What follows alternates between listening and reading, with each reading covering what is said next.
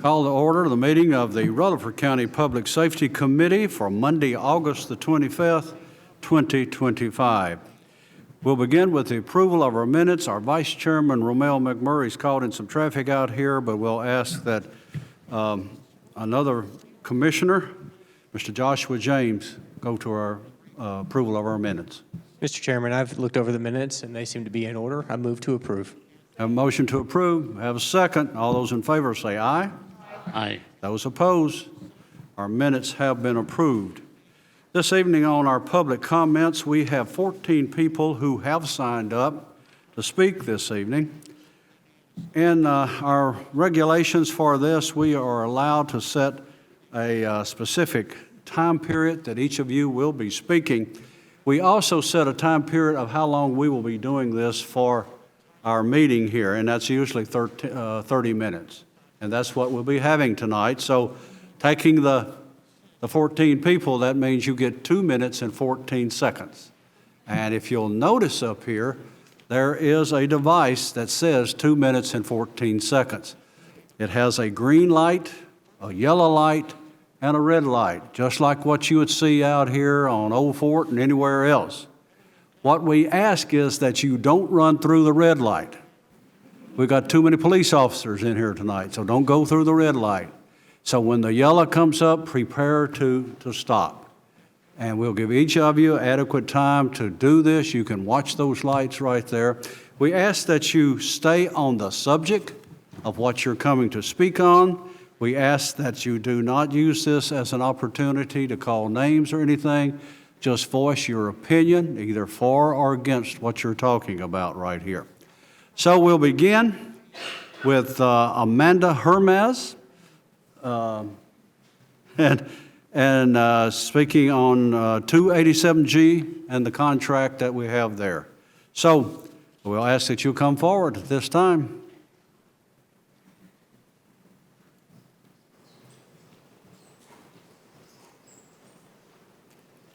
Come around here, and we'd like to have your name and address.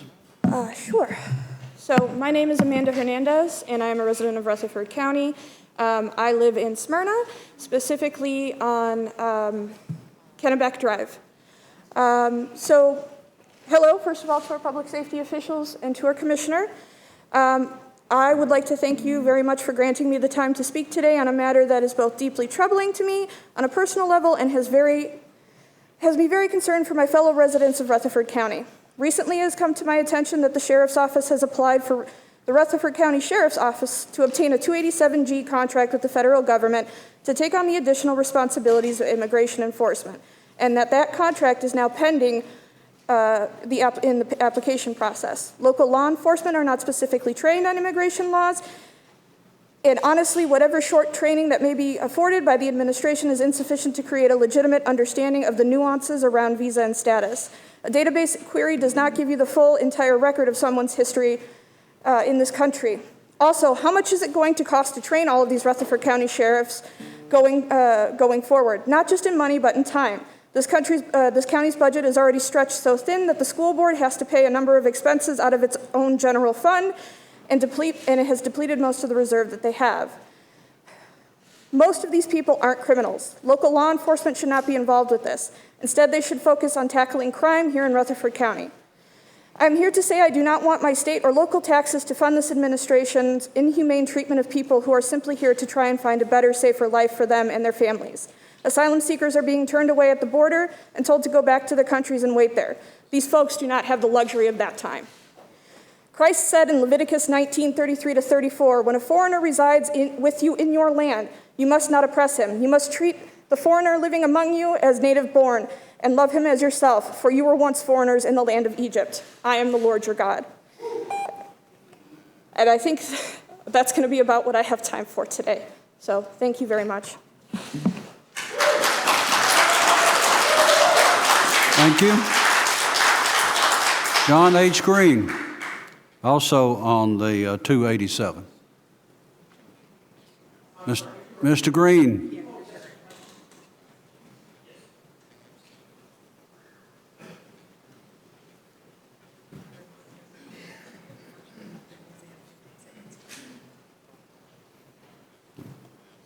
My name is John Mack Green. I live at 614 Shawnee Drive, Murfreesboro 37130.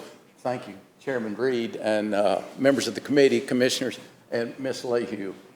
I'll be brief. As a Murfreesboro and Rutherford County resident for well over 60 years and a practicing attorney here for 35 years, I want to express my extreme concern that the county is considering any form of an ICE 287G contract, and to ask ultimately that the whole commission oppose all efforts by the sheriff and others to enter into any such relationship with ICE, or by extension with HSI.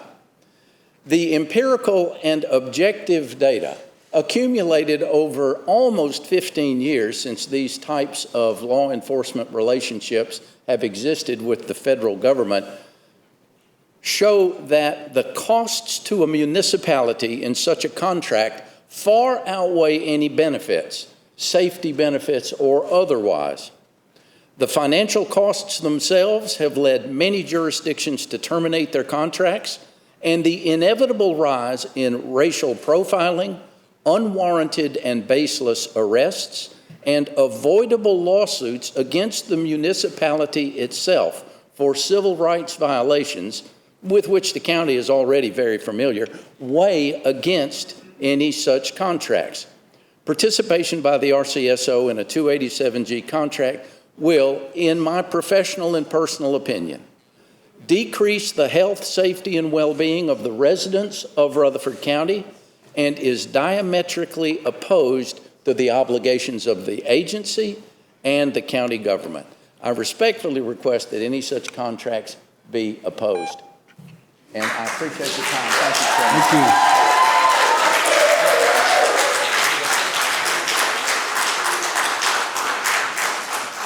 you. All right, Whitney Huffman on funding grants.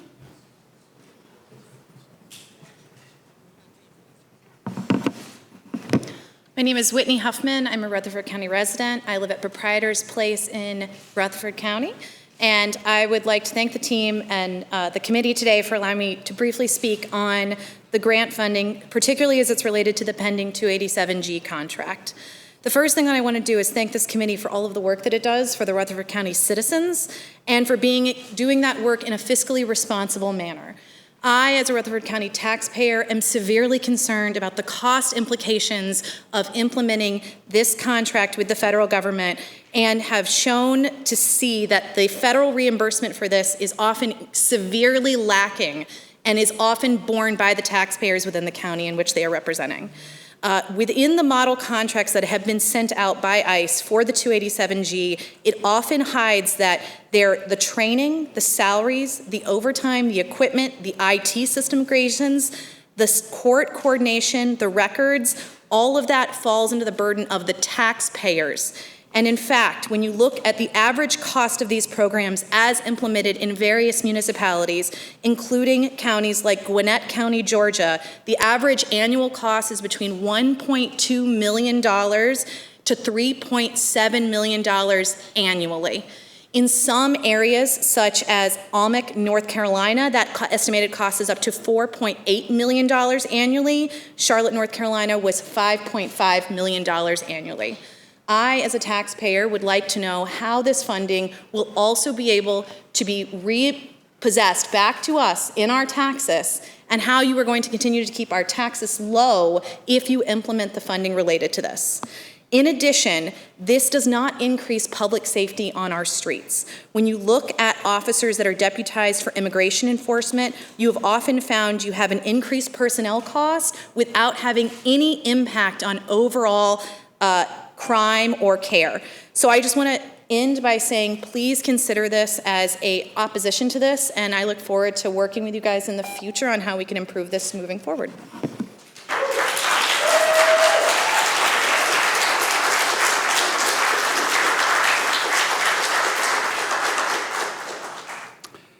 Mary Bailey.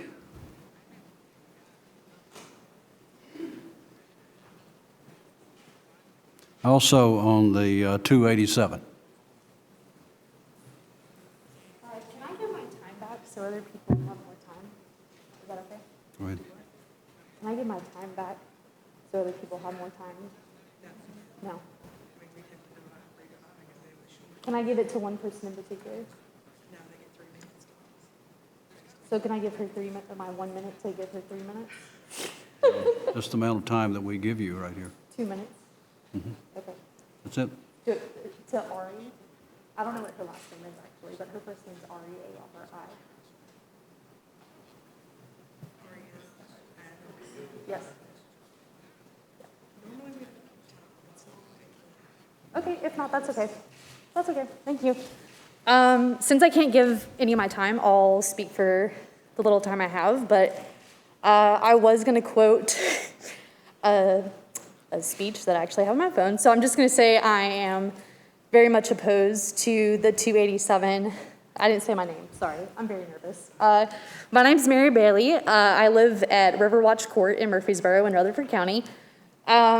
Basically, I just am very opposed to the 287G contract, and I just want to echo the comments of Mr. Green and the ones that went before me. I think it would be a step in the wrong direction, and I do firmly believe that history books will not look back on this decision as a wise decision, and I think it'll be criticized in the future as it is right now. And that's really all I have to say on the matter. Thank you so much. Thank you for the time. Thank you. Thank you.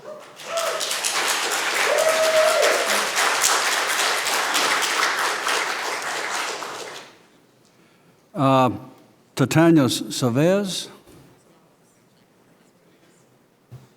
Am I pronouncing that right? Yeah, it's Tatiana.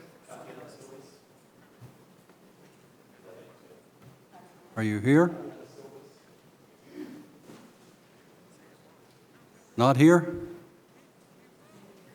All right.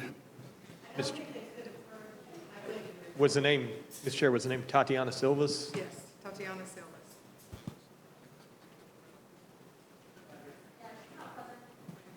Not here? All right. Ariana Adams?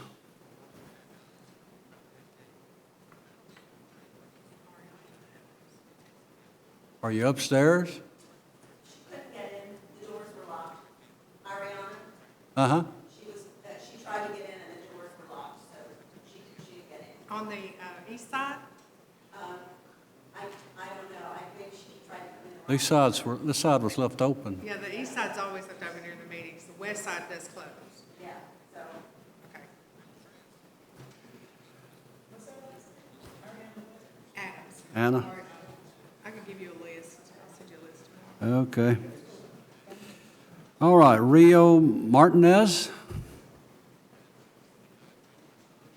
All right. I'm afraid I was going to not be betting 75% here.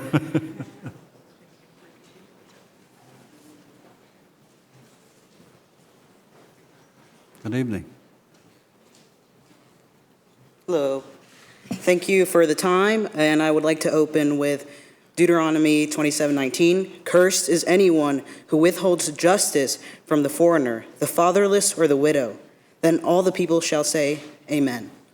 I know most of y'all here consider yourself Christians, and if you are truly faithful to what you claim to practice, then you would open the passage which tells you this directly. So I think the fact that I even have to be standing up here to remind you that it's inhumane to tear families apart is insane. That it's not a Christian value. You know, maybe y'all are reading some different interpretation, but I'm not seeing it. I'd also like to inform you, why would we want to be funneling this money to big corporations that don't support our community? Core Civic profits about $70 million yearly. That's an unimaginable number to the working class. Additionally, the CEO makes at least $900,000 a year. That's insane.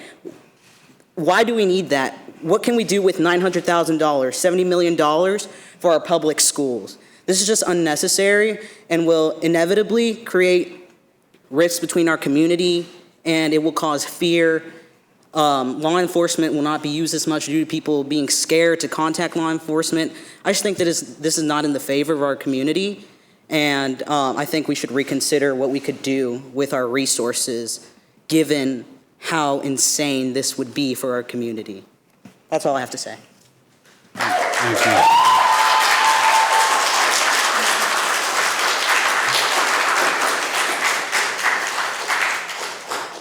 Alex Sager, staffing concerns?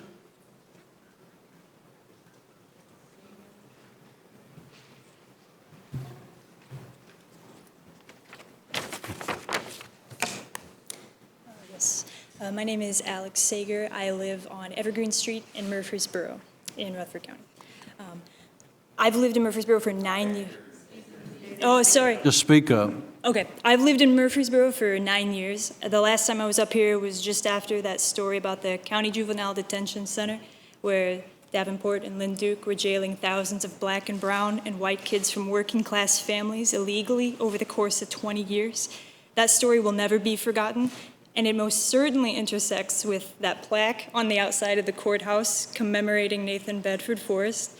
And it also intersects with this county's pending 287G contract with ICE, because that contract is about terror. It's about controlling the masses who don't have millions, who don't have the right connections or go to World Outreach Church. It's about using fear and surveillance and white supremacy under the guise of law and order to keep those in positions of power connected to that power, and to have an other to use as a temporary scapegoat.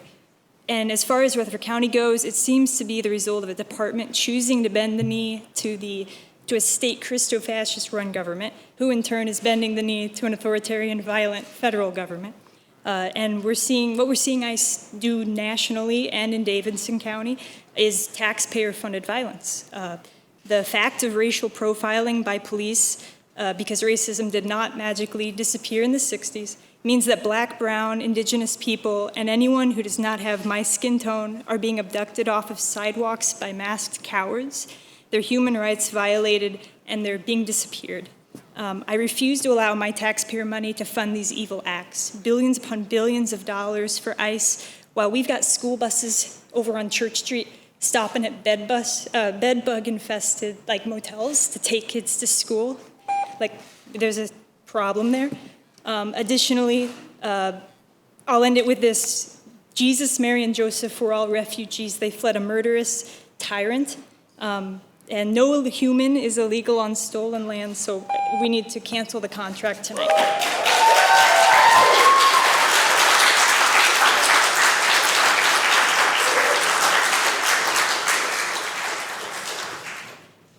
Kelly Northcutt, 287 contract.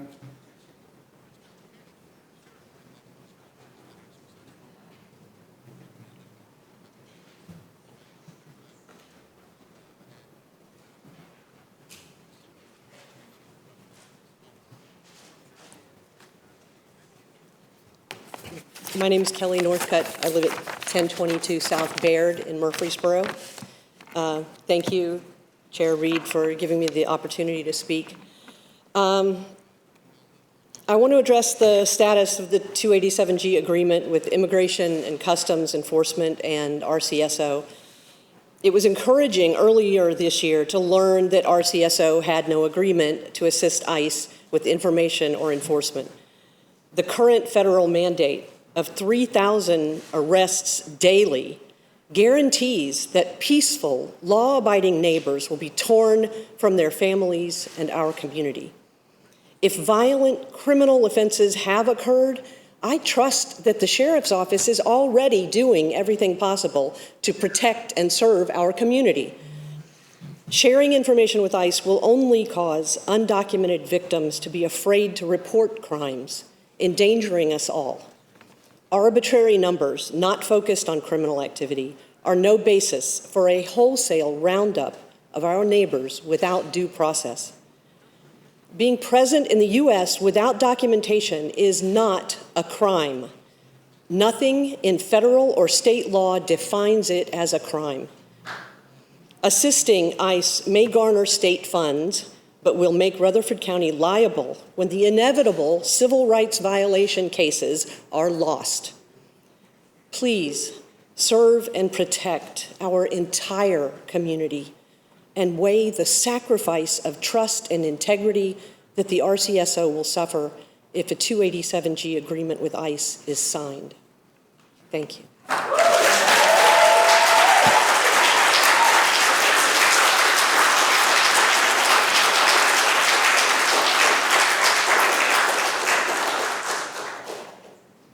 Ann Rogers, also with the Sheriff's report.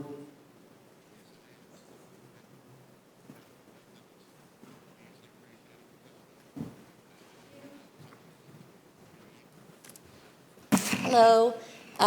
Anytime students come out, I think it's usually worth noting, so I appreciate everybody that's here.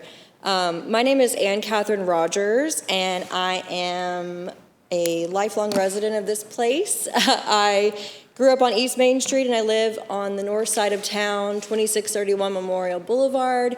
I vote District 15. I went to Hobgood, Northfield, Central, Oakland, Siegel, MTSU, all of them. I voted ever since it was legal to do so, and I am concerned. In looking for the sheriff's report, because I thought that's what I was going to have to talk about, I learned about all of this today, and I learned about the program 287G being the full choice of Sheriff Fitzhugh. Sheriff, so I looked into you, and I learned that my parents like you, and that I voted for you because they told me you were a good guy, and that you went to Central High School before it was the middle school, and before it was the magnet school that a lot of people here graduated from.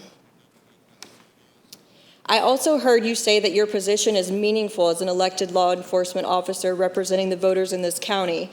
Most importantly, I heard you say that you want to move Rutherford County in the right direction.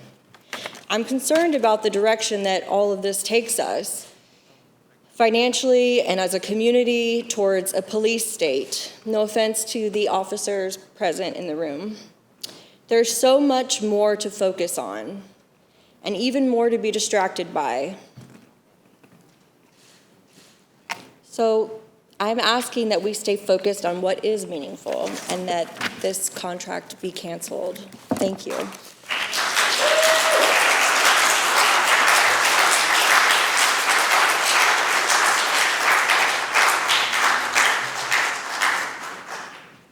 Eli Sadler, Sheriff's report.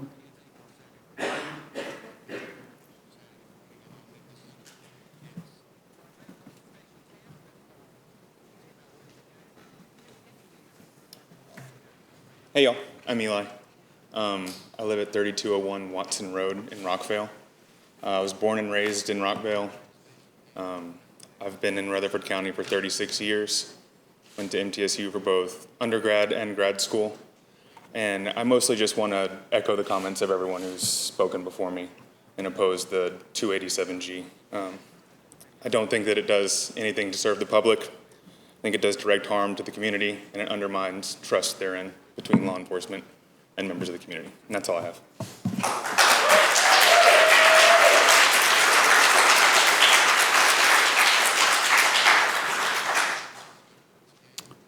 Laura Clark.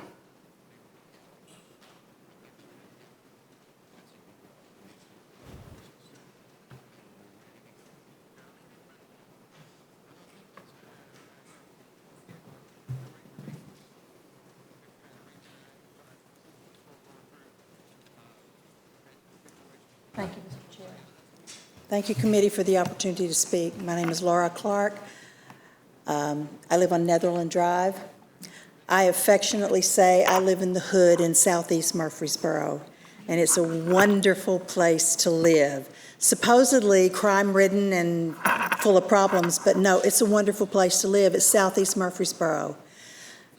I am thankful to the law enforcement here in this city and county because I've been here for 19 years. I have been safe, I've felt safe, and it's been a wonderful place to live because of how our local law enforcement are enforcing the law.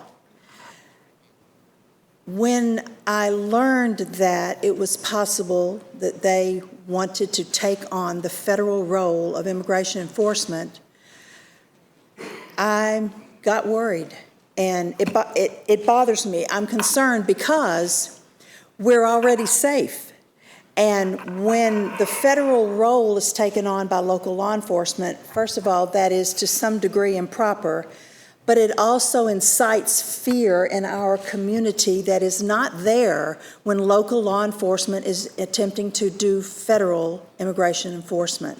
Fear among my neighbors, fear among my friends, my community, and that fear does cause people not to report crimes. I really appreciate the remarks of Ms. Northcutt. I really appreciate the remarks of Mr. Green and the other speakers today. The data shows it, but I'm speaking from my personal experience in Southeast Murfreesboro. It is safe, it's good. Law enforcement, y'all are doing the job very well, and I would ask that you continue to do it as you have been for these 19 years I've been here. Thank you.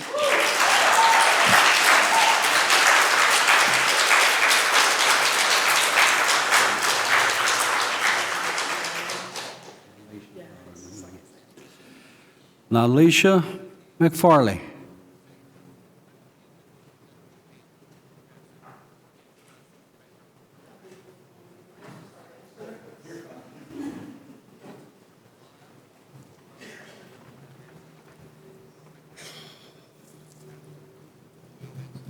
My name is Nylisha McFarley. I live on Falling Tree Court in Murfreesboro, Tennessee. Please forgive me for any wavering or stuttering. I am nowhere near a good public speaker, but more than I hate speaking like this, I also hate seeing good people get treated like dogs every day, everywhere I look. It is immoral under any context to pass this. A contract with ICE, a pseudo-Gestapo, will be the downfall of our community. ICE, who are kidnapping political dissidents daily and sweeping away our loved ones, our neighbors, to rot in undemocratic, un-American death camps, both in the U.S., like Alligator Alcatraz, and outside the U.S., like CCOT. It is uncomfortable to think about it. This should be thrown in your faces. You should have to think about it when you don't want to. It should make you uncomfortable. The upcoming contract will kill our community. You should be ashamed of anyone who supports this assault on our democracy, has violated their oath, and I believe that they should be removed immediately. It's already started other places, and it's appalling how many people seem to be turning a blind eye. ICE is a terrorist group, kidnapping innocent people and breaking up families. We functioned as a country without ICE, and we can absolutely do it again. Every person with power in this room knows in their heart that this is wrong, and if they don't, then they don't deserve the power they have. Nobody is illegal on stolen land. Cancel the contract. Thank you.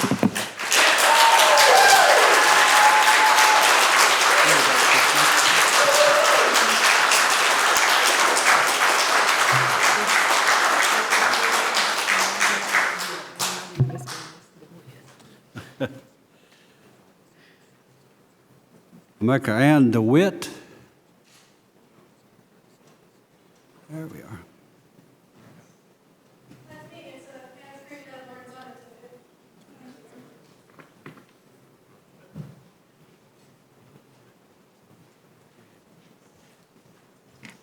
My name is Anna Karina Lorenzana DeWitt. I live on 1103 Cason Lane. I'd first like to thank all of you for your time, and I would like to begin by saying I am in opposition of this 287G contract. Now, you may not know me, but you probably know my brother, Mario Lorenzana DeWitt. He appeared in the Tennessean about 5 years ago on an article written by Jessica Bliss. My brother came into this country when he was 7 years old. He is not a legal resident. However, he persisted. He is a DACA recipient. He studied at MTSU. He graduated with a degree in biochemistry. He went to medical school, and now he's spends his time saving lives in the emergency room in New York and the Bronx. When you do contracts like this, you threaten the lives of people who work hard tirelessly to save the lives of innocent American residents. My brother works day and night with no breaks, barely getting any sleep, barely having any free time to dedicate to his wife, his hobbies, or his pets, to save the lives of American citizens. And this is how we repay these people? This is how we repay my brother? The people that you are threatening are not criminals. They are innocent people. I know them. I live with them. I have spoken to them. They are my friends. They are my community members. And they work tirelessly day and night with no breaks, no paid vacation time, no sick leave to care for this community, to give back double what they do not receive. This is inhumane. This is criminal. This is insanity. Why are we repaying the good people that live here, that are among you, that are your neighbors, your teachers, your friends, your co-workers, in this way by threatening them with fear and control? Thank you for your time.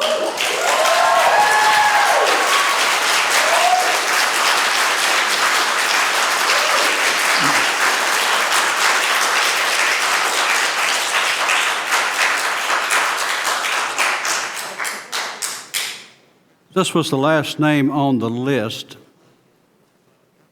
Today, as we received the phone calls for these names, basically it is our rule as far as what we do as far as public comments, is that when you ask to speak on public comment, it has to relate to something that's listed within the agenda. As far as ICE or SR 287, that is not listed within this agenda. The only thing that's listed there is the sheriff's report. And within the sheriff's report, he had not planned to even discuss this. But as it continued and people said, well, just ask to concern the sheriff's report. And that's how, basically, when it come back to me as chairman, I said, okay, we're going to allow your opportunity to speak and let you do this. And that's how this was done. That is not the procedure we normally do. Now, at the full commission, we allow people to do general comments. But at our individual committee meetings, it relates to something we're working on. Committee meetings, for an example, tonight we got the recovery court, probation report, correctional work, juvenile detention, emergency services. We go on down, fire report, and it's primarily what we do with their finances and what we're doing each month, and that's primarily what we're doing. The sheriff's report comes up tonight as number 10. We're at number 2 right now. What I'm going to do, as if it's okay with the rest of the committee right here, is allow the sheriff's report to come up now. Is that okay, committee?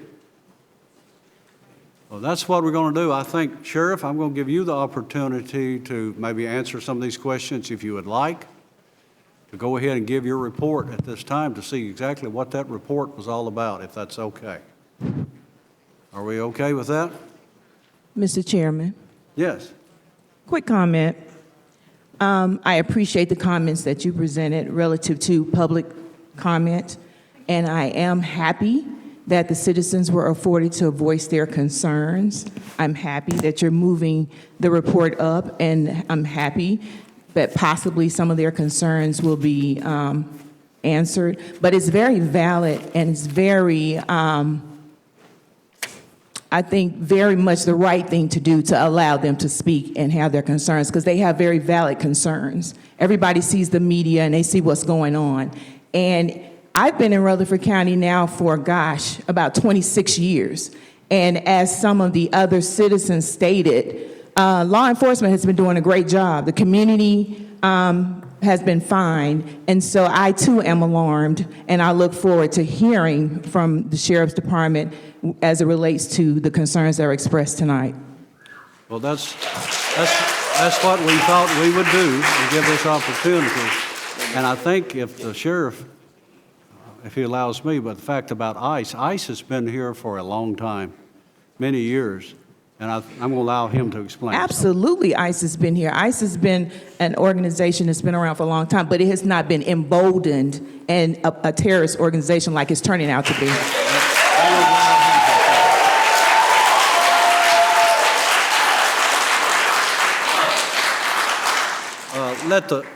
I'm going to ask you, let the sheriff speak, please. Okay, well, we'll go ahead with the report later. What I want to address is, I don't know where this contract comes. I'm not entering into a contract with ICE. We have an MOU understanding with them. We've been doing something with ICE since 1996. We're continuing with that today. We're not changing anything from what we're doing. The only thing that we're changing is that we will have access to a database, federal database, that now we have to call. The only time that comes in is anybody that's arrested in Rutherford County for a crime that's committed in Rutherford County, then they're incarcerated in our jail. I'm the only jail in the county. There is no other jail. So unless they've committed a crime in Rutherford County, then they don't come to my attention. I don't have deputies going out and enforcing immigration laws. I vowed we're not going to do that. I'm not going to sign a contract to do that. So I don't know really what has been told to you all. But what I'm understanding is I've got a force out here arresting people for immigration. I don't do that. I have never done that. And I don't intend to do that. So whatever the misinformation is, that's just it. If they come to my facility, they have committed the crime in Rutherford County, and they come to my attention at that point. Then we contact, if they are foreign born, then we contact federal officials to see if they are on a detainer from the federal government. That's it. If there is, that detainer is served, and then it's up to ICE on what they want to do with it. So I don't know how else to explain that. So that's basically it. As I've told the Commissioner Oliver before, we do not arrest people for immigration. Never have, never will. And that's my commitment. That's the only thing I can tell you. So where you all are getting the information that I'm entering into a contract, I don't have the authority by law to make a contract. I can't. The commission and the mayor is the only one that can sign the contract. I do not have that legal authority. So I can't do that. I don't know how else to explain it. And Sheriff, I appreciate your response. A lot of this is just coming to me today, and I've been kind of looking at things between seeing patients today, and something was sent to me stating Rutherford County is pending, has a pending status on the ICE website relative to 287G. That is correct. So can you speak to that? That's the MOU that I'm speaking about, which we've been doing since 1996. We're just putting it in right. All an MOU is just a memorandum of understanding. We're doing this, you're doing that. It's something, it's not a contract. It can be stopped at any time, but it's not doing any more than what we've been doing since 1996. It's been doing it ever since I've been in law enforcement in this county. So this is nothing new for us. I think it's receiving a lot of attention in the news media, a lot of misinformation out there. There's a lot of states that are doing things we're not doing. I don't intend to do that. And that's my commitment to you. As long as I'm sheriff, I am not going to have our people going out and enforcing immigration law.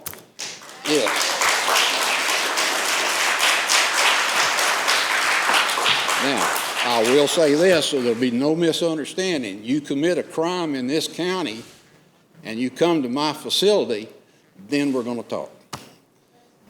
That's the only time. So that's really all I can say about it. I don't know. Just another follow-up. I know when I spoke to Chief earlier in the spring, and I had asked a question about how detainees are handled once they get to the jail, and he assured me that they get due process. So is that still the case? Yes. Before immigration, if you want to call ICE or whatever, can come here in my facility and pick them up, they've got to meet the charges here in our county. They've got to satisfy those charges or bond out, either one. But once those charges are satisfied, then that's when this comes into play. But first, they've got to meet and satisfy the charges of which they're charged with in this county. I don't house anybody in our facility that is not charged in Rutherford County.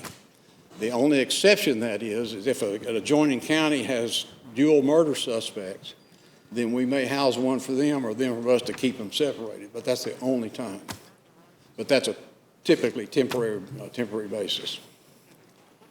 So does that? That does. And I said that was my last question. That's not my last question. Y'all know me, I'm gonna ask questions.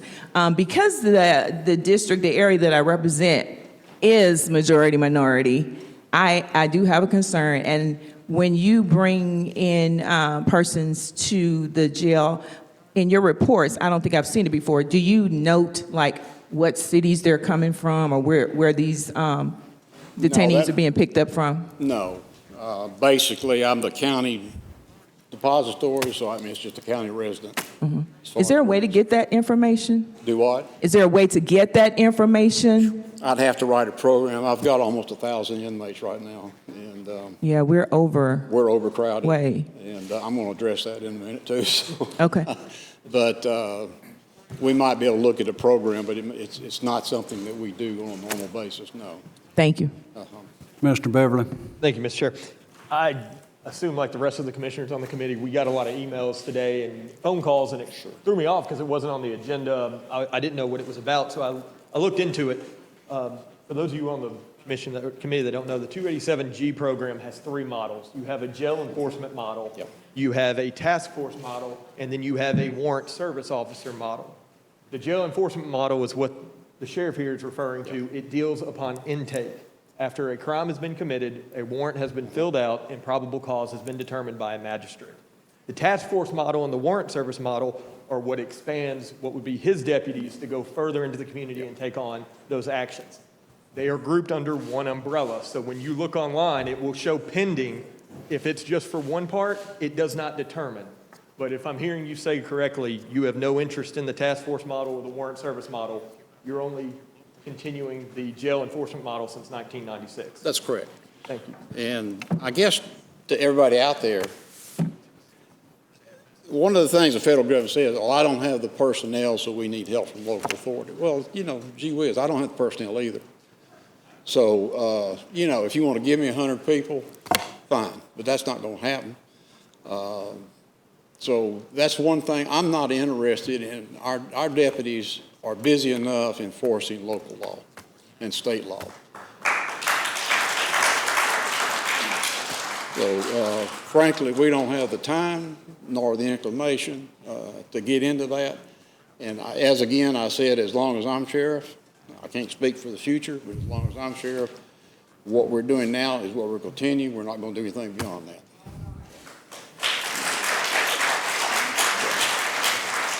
I hope that answers your question. Normally, we're not allowed to address public comments, so I appreciate letting us do that to try to clear up some of maybe the misunderstanding.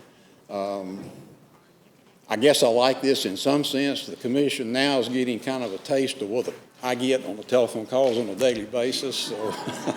So turnaround's fair play, you know. So anyway, but I appreciate your passion and I appreciate your concern.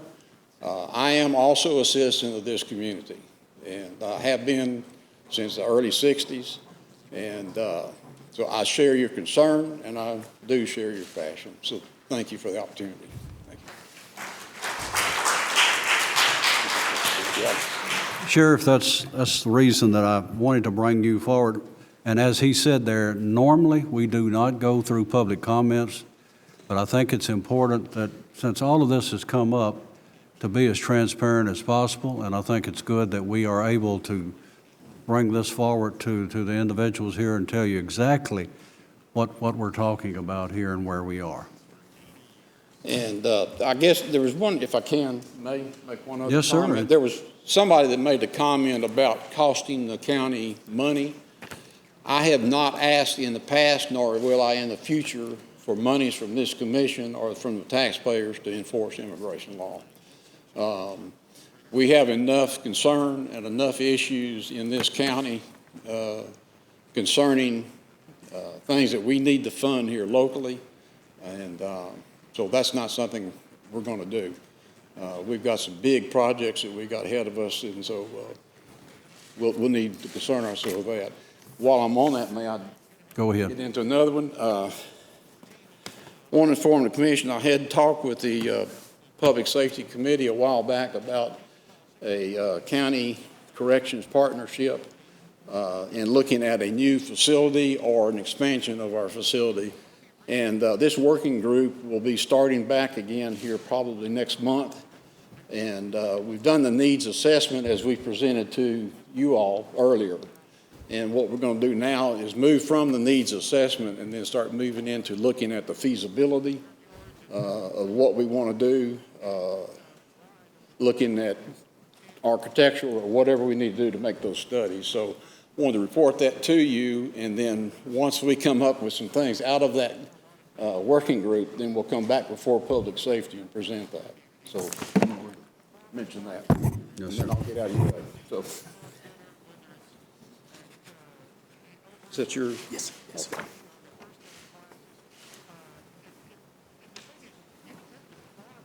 Thank you, Sheriff. My report of the inmate population this morning was 1,008. This afternoon was 996. Openings throughout the Sheriff's Office. Communication has 5 openings. Detention has 18.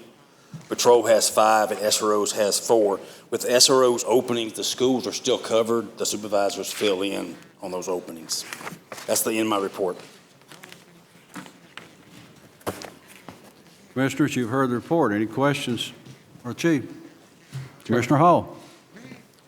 Could you touch on how many y'all are supposed to have in your jail at the moment? You said you have 1,008 in there as of this morning. What's the total number you're supposed to have? Yes, sir. We got a 977-bed facility, but we have to keep it open 85% for defendants and violent versus misdemeanors. 831 is considered full with TCI.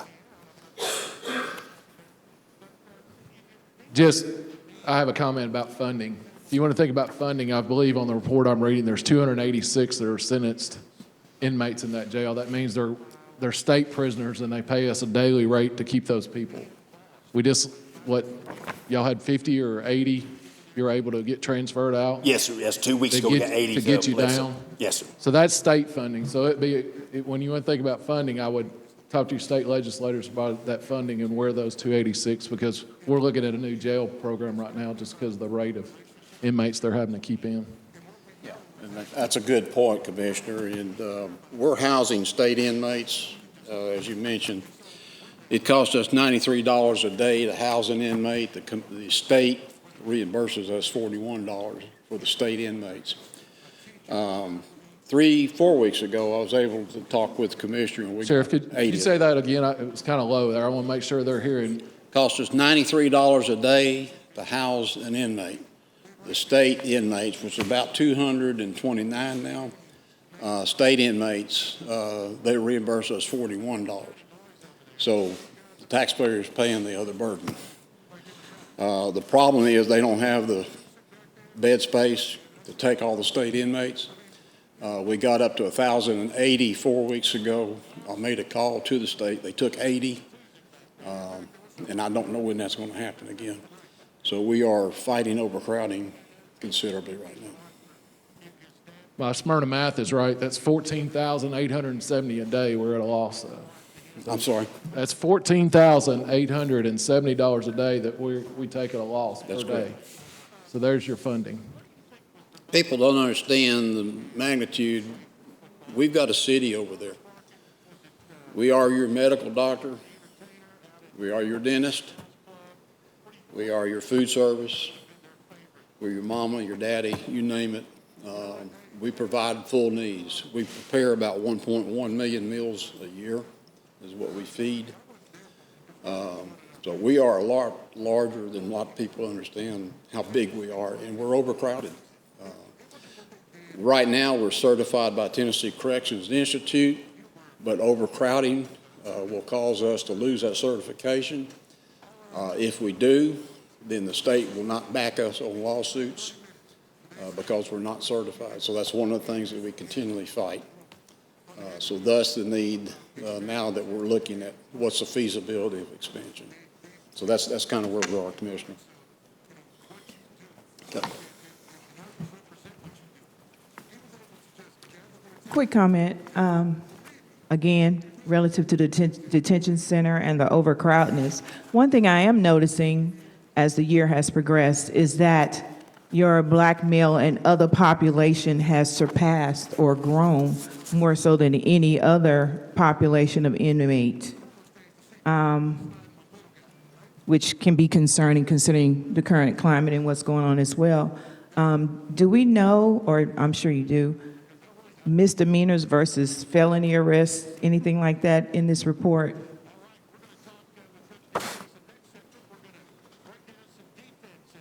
No, it's not on this. We would have to build a program to pull those numbers. Yeah, I would be curious to see that, because does everyone that you stop have to be jailed?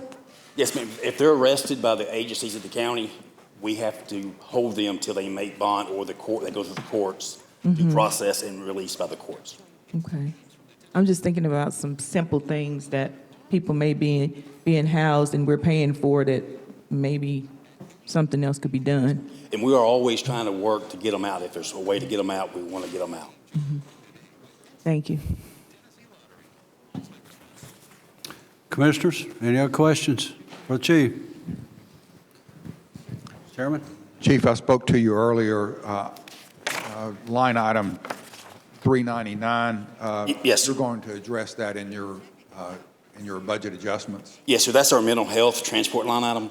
And we're going to do a budget amendment to roll the funds from last year over. That's why it's showing a negative. Very good. Thank you. Thank you. Anyone else? James? To piggyback on what Commissioner Hall started, the 229 from the state that we're losing, what number did you quote out there a second ago? 14,000 and change daily? What can we do with that with the state? Do you either get the appropriate funding or get them back over to the state? The sheriff's always on the phone call with the commission, with the state, and that's how he was able to get those 80 inmates a few weeks ago to Bledsoe.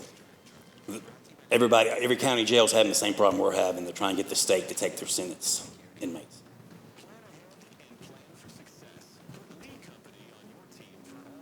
I'm just trying to figure out if there's a workaround, not just, do we do resolution to get them to fund us more? Do we do anything else? I know you're calling, I know they're overcrowded. Just thinking outside the box on it. I might as well just stay up here. On state inmates, they do not, I mean, even by law, they have to take them. They do not take them, but there's nothing we can do. We can call commission. I wrote a letter last year that got all the way onto the governor's desk. And they took a few then, a few now. The other thing, we're competing with 94 other counties for those state beds. So we're not the only county that's competing for those. You got Memphis, Nashville, Knoxville, Chattanooga. So everybody's got a high population number right now. Right now, we're about 40 jails in the state of Tennessee that are not certified because they're overcrowded or building. So our competition is the same. I do talk with the state on commission. I am the chairman of the Tennessee Corrections Board of Control, but that doesn't really help too much. But we're in constant contact with the state, and we send them a list daily on any change that we've got on state inmates, and vying for those open beds when they get them. Are we required to take the state inmates? Or do they just show up in the door? They committed to crime here in Rutherford County. They're charged in Rutherford County, adjudicated here in Rutherford County, so we're required to keep them until they go to state. I mean, I can't let them loose, so only the judge can. So. No, I'm wondering, just wondering if 1/3, essentially, of our inmates in our overcrowding, we're looking at 14,000 and change a day running behind, but now we're looking at having to build $100 million new facility that we can only anticipate will start maxing out again and coming up to that with no incentive for them to. The state's got bigger pockets and can do their own facility. Yeah. I'm wondering kind of trying how we can connect this without our taxpayers having to pay. Well, all we can do is continue doing what we're doing, but I can't force them. I wished I could, but I can't force them to take them. Like I said, I've gone all the way to the governor's desk, and they've got manpower problems like we do. They've got bed space problems like we do. Unfortunately, crime may be going down, but the other part of it, it's going up too. I wished I had a better answer, but I really don't right now, because we're doing everything we can to get people moved out of our facility and where they belong. Just something I guess all of us need to keep thinking for outside the box, trying to find other solutions, because I sure hate to spend $170 million for a new jail or face losing our accreditation for overcrowding when 1/3 of it is state. Well, you take 229 is what I've got. The local population of what's going to be sentenced here is going to, it's been increasing since I've been in law enforcement. That's not going to change. Unfortunately, as the county grows, so grows that population. With the good, also comes the bad. And unfortunately, that's just the rule that we got. This is a major growing county, and so I don't see that changing. I really don't. We've got other problems other than state inmates. We've got our own local problems. One other question. What classifies a detainee as a state detainee? I'm sorry? Help me with that. What classifies a detainee as a state detainee? Out of state? As a state detainee, what If is if the they're- criterion that you look at to determine that they're a If state? they're convicted of a felony in the state of Tennessee rather than a misdemeanor, then they will fall under the state category. So felonies are state, misdemeanors are just county? Correct. Okay. Correct. That kind of helps me with my Yes, previous yes, ma'am. question. Yeah. Okay. Felony, I mean, a misdemeanor is 1129. A felony would be a year plus, up to life. I've got some state inmates now that are 26, 27-year sentence. I've had one with life that we did get out because there's nothing I can do. But you get somebody that, and one of the concerns I've got is you get a state inmate that's sentenced to 26 years, they're very hard to control. I mean, what are we going to do? Charge them again for something else, but what's that mean? So it gets a very hard situation. I've had 11 deputies assaulted this year in detention, and that's a continual problem. I've had 55 fights between inmates, and so that's a problem. Because our facility is the way it is, I've got to leave them in the central pod for 14 hours a day because the way our jail was built, it was only built for about 500 people. We double bunked and we got up to 970, but even at that, at 85%, we're considered full by the state. So about 831, we're considered full. And relative to the comment you made about certification, how long are they going to give you before that certification is negated, I guess? The good part about that is as long as I'm housing state inmates that are sentenced to the state, then when they inspect me, because they're a state inmate and I can't force them to take them, but they're technically not my prisoner, then the state will allow us, when it comes to count, to subtract them from the total. And so far, that's what's kept us certified. And that's why I push very hard to try to maintain that level. Because there's about 400 items they look at when they come in to certify us. And so it's a pretty extensive certification we've got to meet.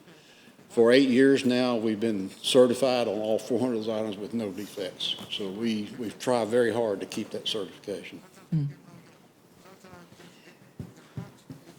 Any other?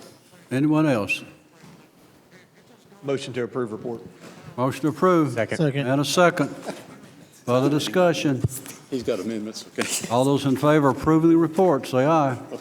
Those opposed, report is approved. Chief Spence, I believe you have some amendments. Am I Yes, right? sir. And they're all pertaining to grant money rollover from last year. This first one is amendment being requested for the final quarter of the financial year 25 police traffic grant program for the Sheriff's Department to recognize the remaining balance of the Tennessee Highway Safety Office grant to be utilized for overtime and related benefits for authorized alcohol and sobriety checkpoints as well as checkpoint equipment. The request adds the carryover from last year's to current budget year. This grant ends 9/30 of 25. This grant requires no match. Requesting $28,626 from the grant, placing $22,979 into our overtime line item, $1,424 in our Social Security line item, $2,837 into our pension line item, $333 into the employee Medicare, and $1,053 into the law enforcement equipment line item. Let me do all three of them, Chairman, at the same time. We'll do them individually. Yes, sir. You've heard the request. Move to approve. Have a motion to Second. approve and a second. Any discussion? And you said this is a carryover? Is that what you're saying? Yes, ma'am. The new grant will start in October. Okay. So then this will just be kind of added to those funds? Yeah, we always roll it over because it runs over to the new budget year. As far as that rollover is concerned, is there anything in the grant criterion that says it has to be spent a certain way by a certain time? Yes, ma'am. It has to be spent for those topics I gave, overtime, equipment. It's justified into the grant request. But not within a specific time? Till September 30th.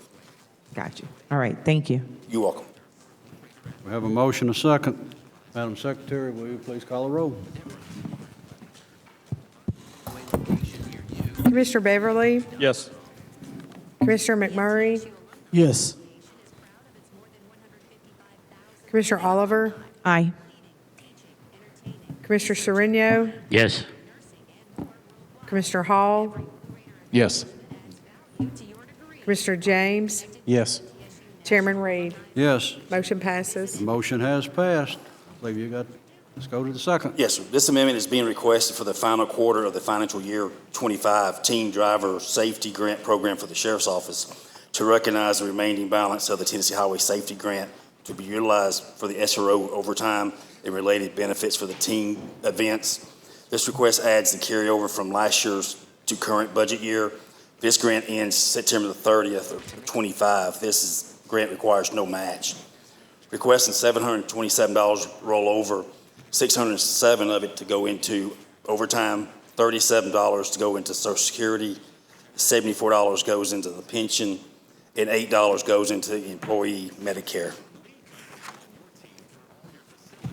Motion to approve. Motion to approve. Second. Have a second. Any discussion? If not, we'll call for the roll.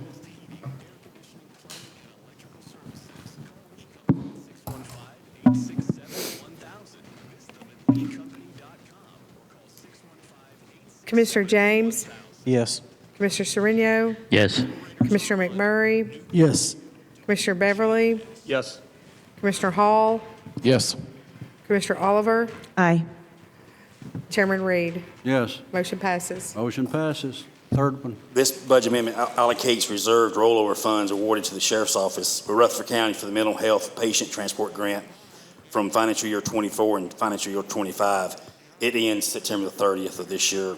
Requesting $514,636 and placing it into our other contracted services line item. This is the line item that Chairman Phillips was talking about originally.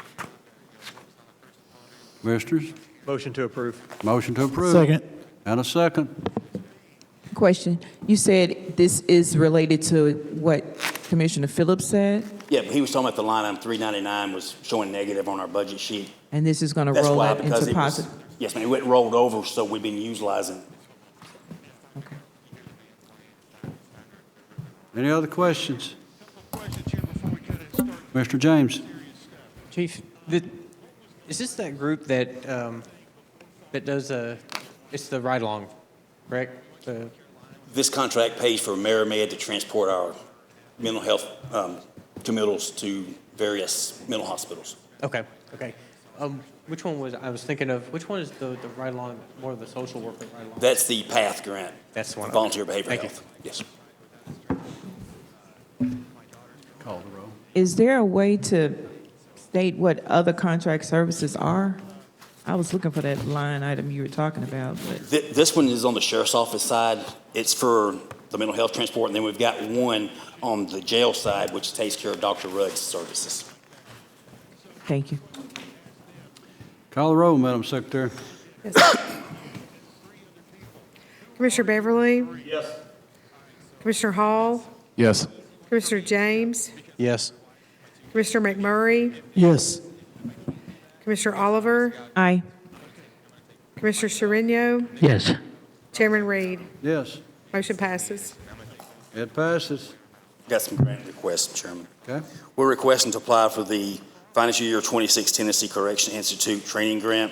This is a no-match grant. We're applying for $15,000. If approved, we request the mayor to be able to sign and accept.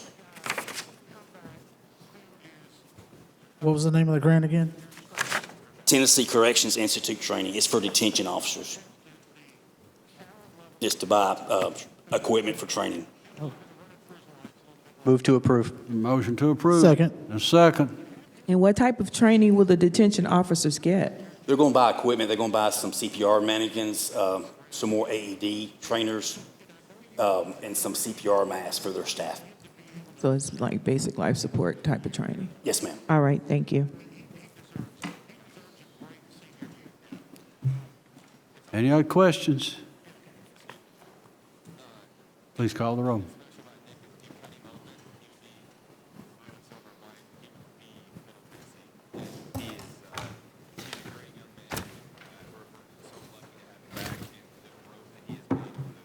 Commissioner Sereno? Yes. Commissioner Oliver? Aye. Commissioner McMurray? Yes. Commissioner James? Yes. Commissioner Hall? Yes. Commissioner Beverly? Yes. Chairman Reed? Yes, Motion passes. passes. Last request, we are requesting to apply for the financial year 25 State Criminal Aliens Assistant Program Grant. This is a no-match grant. This is a reimbursement for undocumented subjects that were incarcerated more than 4 consecutive days and has been convicted of 2 misdemeanors and 1 felony during the period of July 1st, 2023 through June 30th for 2024. If approved, we request the mayor to be able to accept and sign. We've been applying for this grant since 2018. You've heard the request.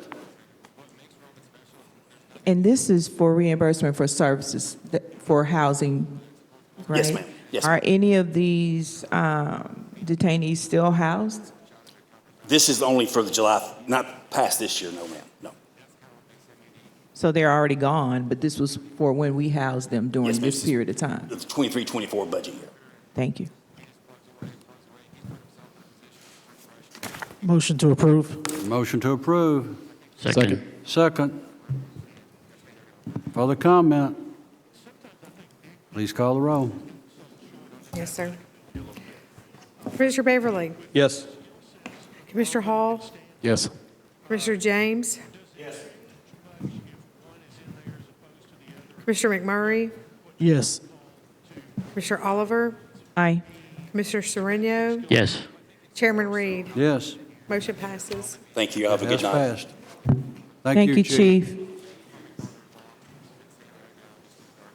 Commissioners and ladies and gentlemen, we're now going to go right back into the agenda, going all the way up to the top, going into recovery court, probation report, correctional works. I'm going to give you about 5 minutes if anyone would like to leave at this time rather than staying for the full content of the agenda on everybody else's. I'm going to give you that opportunity to do so, and as well as give the commissioners an opportunity to stretch just a bit. So we'll take approximately 5 minutes for all this to happen, and we'll call you back in. Calling you back to order. We go back up to number 3, Recovery Court Report. LaChelle Ricks. Good evening. Good evening, LaChelle Ricks, Recovery Court Director. The report for Recovery Court for July 2025, we have 177 total participants. We had 1 successful completion and 0 terminations during that time. Our DUI day program currently has 18 participants. Our night has 28. Mental health court has 58. Our drug court has 58, and our veterans has 24. We have a total of 122 applications somewhere in the process. And that concludes my report. Motion to approve. Motion to approve the report. Second. We have a second. Any discussion? All those in favor say aye. Aye. Those opposed? It has been approved. I believe you had, what, sharing hope? That was in your report, I think, or something. Just something extra in there. Probation. Yeah. Yeah. All right. Thank you. Thank you.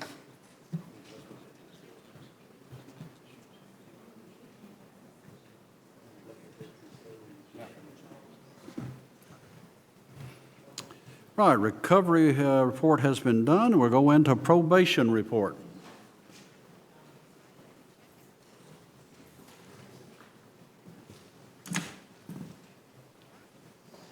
Good evening. Kelly Haley, Director of the Probation Department. As you can see on our July report, we terminated a total of 185 cases for the month, which was 155 clients. At the end of the month, we were actively supervising 1,359 clients. You have listed our various programs, classes that we offer. During the month, we had 54 enrolled in one of those programs, 14 successfully completed, 2 were discharged unsuccessfully. Of assessments completed at our office, 24 drug and alcohol assessments. And I apologize, I realized whenever I was looking at this earlier today, I had copied that number to mental health assessments as well. That number should be 12, so 24 and then 12. In our 10 Rocks court, we have 10 participants with 4 currently pending referrals. In our Olive Branch, we were able to assist 8 clients during the month of July. And I believe you should have had a separate addition to our report in ours. September is National Hunger Action Month, so we are going to do a targeted drive starting September the 8th, to do like a bag of food that can be a meal, all with individual items that we would be able to give out. It's all listed on there, but I just wanted to make you aware that we would be doing that starting in September. And then on the bottom of our report with our financials, for the month of July and the fiscal year so far, we sent $19,304 to be collected through payment plans.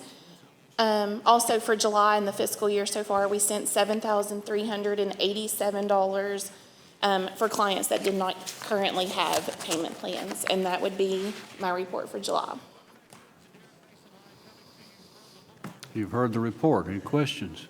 Yeah, I have a quick question. In regards to your Bag of Hope campaign, do you have a target amount of how many bags you're trying to? Just as many as we can get one of everything that we want to put in it and put together. We were going to go ahead and bag them up with all of the items listed in it, so it would just be something that if someone came in, we would have it ready to go. Okay, I'll reach out to you this week. Okay, thank you. So you're going to bag it. You didn't want it to come back like that. Either way, if someone wanted to do that, that was fine, but we were just hoping to get the individual items and then we could bag them up so that we could make sure they each had everything in them and we could make sure we were giving as much as possible the same thing in every one of them. Okay, thank you. And another question. Tell me again, what's your capacity for 10 Rocks? 30 would be capacity. Average since we started has usually been around 18, 19. We had several graduations the last time we held a graduation. Well, we had one this month, but prior there were 5 or 6 that graduated and kind of got those numbers down. We have 5 or 6 currently in the application process for that would get us back to like 15 or 16, but capacity would be 30. Okay, thank you. Yes, ma'am. Any other questions? Motion to approve. Motion to approve. Second. Second. Any further discussion? All those in favor say aye. Those opposed? The report has been approved. I do have one more thing. If Ms. Stevenson could come up, she was going to help with what I guess would be an employee budget issue request. If she would be allowed to come up.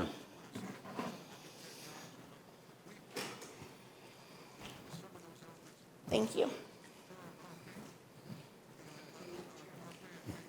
So some of you may not know, but I'm also the ADA coordinator for the county in addition to HR. So one of those things is from time to time we have to do the ADA interactive process, and I don't know if you know much about that, but if someone has a request and we're looking how to make an accommodation. So there was an accommodation requested, and I started looking for a position to reclassify a person into to assist with this accommodation, and was looking to see if we had any departments that had a position that this employee could actually perform the duties in. So I have to look at the job descriptions and say, this is something that they could do. Just so happens that Ms. Haley had a position in her department that I felt like met the skill sets and the abilities of the person who was making the inquiry, and I spoke with her about it. Comes to find out, this position was a position she had when they were doing in-house drug screens, and they're not doing that anymore. So, and she didn't really need another position, and so we don't want to just put someone where they're not needed.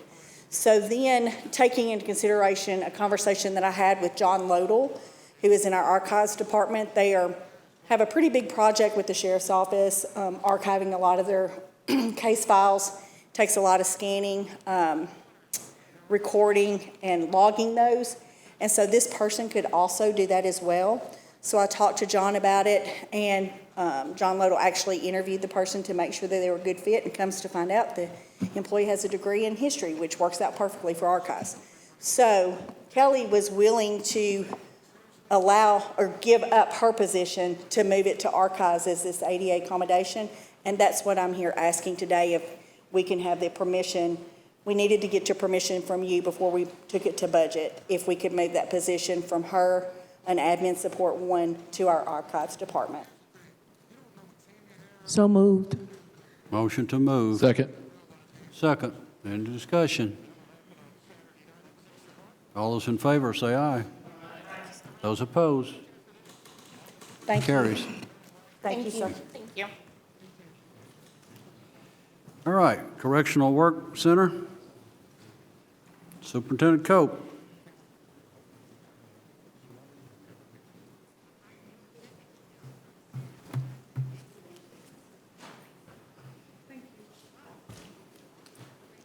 Good afternoon. I have just real quickly, because I've tried to make it to my youngest one's ball game, but I just want to address when we talk about overcrowding in corrections and correctional facilities. About 27 years ago, I left the Department of Corrections and left a full prison to come here in Rutherford County to a full jail. And so when we ask about solutions in those 27 years, we have implemented things like pretrial diversions, and we've implemented things like recovery courts and drug courts and DUI courts and veterans courts and reentry programming and just about everything that you can think of as a solution. But unfortunately, as the population rises, the crime rate rises also. And that jail was full when I came, like I said, 27 years ago. That jail was full when I came to work there. And I came from a full prison. So I say that to say that the solution is not as easy as maybe coming up with something innovative. We've been incarcerating people for thousands of years. It's the unfortunate part of it. And unfortunately, whenever our population rises, we have to build new facilities. There was a time when the county workhouse at the time housed, your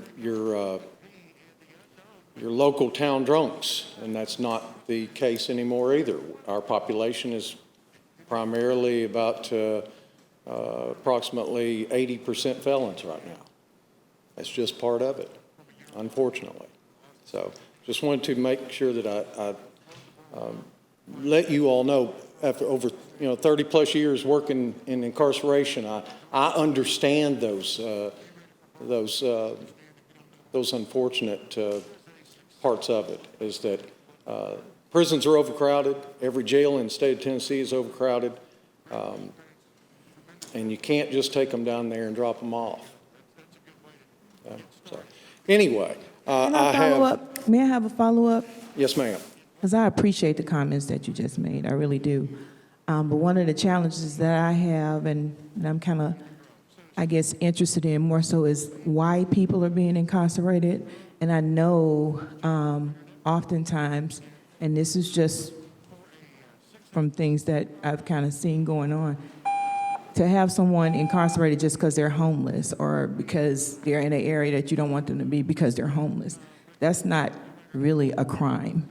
The crime is not having affordable housing, not having jobs that pay, a living wage, you know what I mean? But that can kind of move into that criminal or incarceration number when it doesn't necessarily have to. Yes, ma'am. And from our from a correctional standpoint, part of our job is to make sure that people are better when they leave than when they came in. So that has a lot to do with our reentry programming. That has a lot to do with our restoration programming and cutting down on that recidivism rate. So homelessness is it's on the rise in Rutherford County also. It all ties together, and that's the unfortunate part. But what we can try to do is to make sure that we have housing for people that are coming out. We try to make sure that we have jobs for people that are coming out. I know we've got one guy that's in there right now that's got $30,000 in his account because he works every day while he's incarcerated. We've had people that have left with $60,000 to $100,000 in their account when they were released. So we're doing all that we can, but the population of those facilities, you'd have to really put a stop to crime itself before you could put a stop to the level of incarceration. That's the unfortunate part of it. I have my normal report, and then, Chairman, I also have a contract with our Eco Lab. Would you like for me to do that afterwards, after the report? Go through your report. Okay. Then do the, I think you've got, a contract or a rental? Yes, sir. Okay. Like I said, I'll try to be as brief as possible. You have in there our work center minutes for our board meeting from August 4th. Next would be our work release program. I told you all month before last that we're actually trying to grow that a little bit more. Also, trying to put as many people on work release as we possibly can. It works. It helps. Those people transfer from incarceration into those jobs, and some of them even go into being a supervisor once they get out. Our yearly activity report. At the same time, the sheriff called the state of Tennessee. He called me also, and I was kicked back on the beach at that time, and he said, if there's anything that you guys can do to help us out, I'd appreciate it. So we've probably taken on, I don't know, our population has grown by about 50 people in the past month or so, which causes its own problems with our facility too, because there's only so many places that you can house people and with classification. So our population is on the rise also. Next is the report, worker report, total trash collected on county and state routes that are followed, county roads. They collected 5,640 pounds, and then state routes collected 518 bags. Next would be the monthly worker report. And that shows a total combined savings of $68,584 using offender labor out in the community. Next will be our CQI stats, which are our medical stats. And I'll skip over this.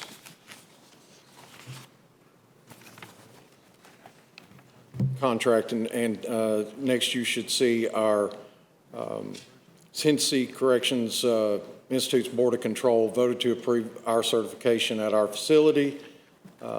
That's our yearly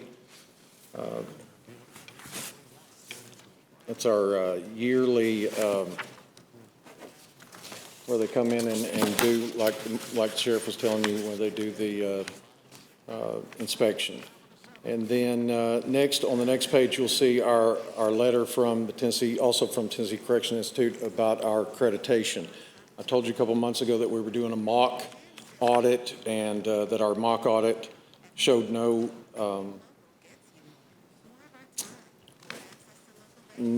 deficiencies. And we actually went through the real audit just a couple weeks ago and passed that at 100% with no deficiencies also. So that is my report. Commissioners, you heard the report. Any comments or motion? I have a question. I'm not even sure this is for you, but it just popped in my mind when you were talking about work release and things of that nature. The prisoner that recently escaped while on work release, what is the criteria you put in place to determine which prisoners can actually be out in the community to work? What criteria do you look at? Well, it's a classification, and there are certain levels of that classification that are allowed with certain supervisors. I don't want to get too much into the specifics because there are pending charges on that particular case. But just to give you an idea, if we have a correctional officer who takes 5 offenders out to a work site and they're working and one runs, you still got 4 others that you have to take care of. So those things, unfortunately, they happen. It doesn't happen very often. But he was I won't even say him. It's a very low level. Most of the time they're pending release. In certain cases, some people are very close to release, like less than 20 days from release. That's kind of spoken too long. That's kind of the gist of it. Each level has a classification. For instance, work release, those are the guys that go out to the community unsupervised with the ankle monitor. Those guys have to go through a very rigorous process that we have outside agencies who come in and actually do those interviews with those guys, just like a normal, regular job interview. And then we have to look at their, not only their charges, but their behavior while they're incarcerated. If they're involved in programming, what programming are they involved in? What have they done to better themselves to get to that point? Thank you for that. You're welcome. Motion to approve. A motion to approve. Second. A second. Did you have a question? I just had a question on the CQI status on this breakdown report. I'm looking at it. In July, you had one on the suicide status. Mm-hmm. Is that attempt? Do they come in under suicide watch? What is that breakdown for that? No, and again, I don't want to talk specifics. We can do that if you gave me a call tomorrow. But what I will tell you, what usually happens with that, just like anyone else who might have a mental health issue or a co-occurring disorder, they go through low times. And if someone reports to us that they are feeling suicidal, then we have to do something about it. So in hypothetical case, if someone comes to us and says, this is the way that I'm feeling at this time, we get in touch with medical and we get in touch with counseling, and chances are they'll go on a suicide watch.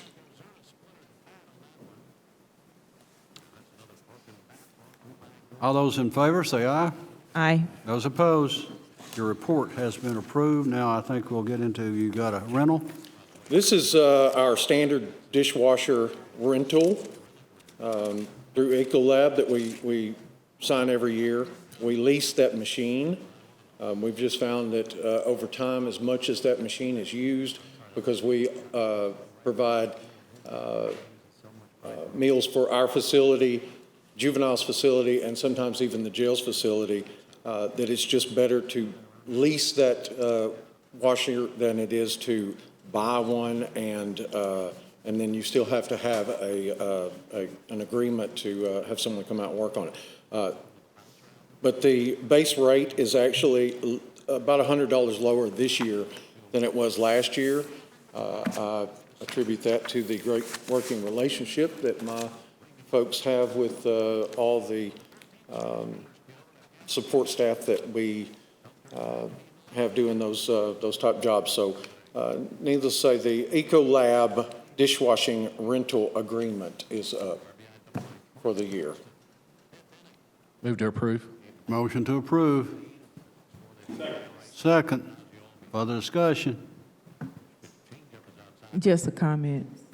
I find it interesting that attached to this is Iran Divestment Act and non-boycott of Israel.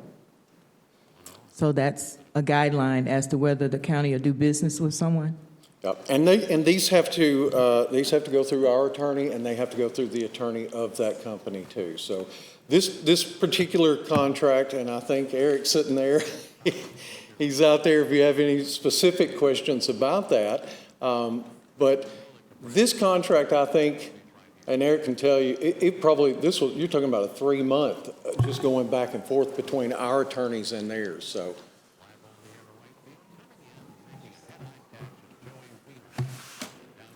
You should be at the ballpark too. I should. I'll make this quick. That is state law. That is required in all of our contracts.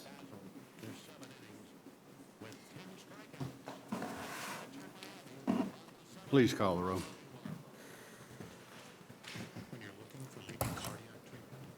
Commissioner Beverly? Yes. Commissioner Hall? Yes. Commissioner James? Yes. Commissioner McMurray? Yes. Commissioner Oliver?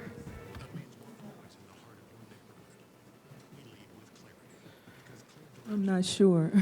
That's just kind of bugging me a little bit. I'm going to abstain. All right. Commissioner Sereno? Yes. Chairman Reed? Yes. Motion passes. Well, I'm glad I don't have to wash the dishes. Okay. Thank you all. Juvenile detention. Lynn Duke.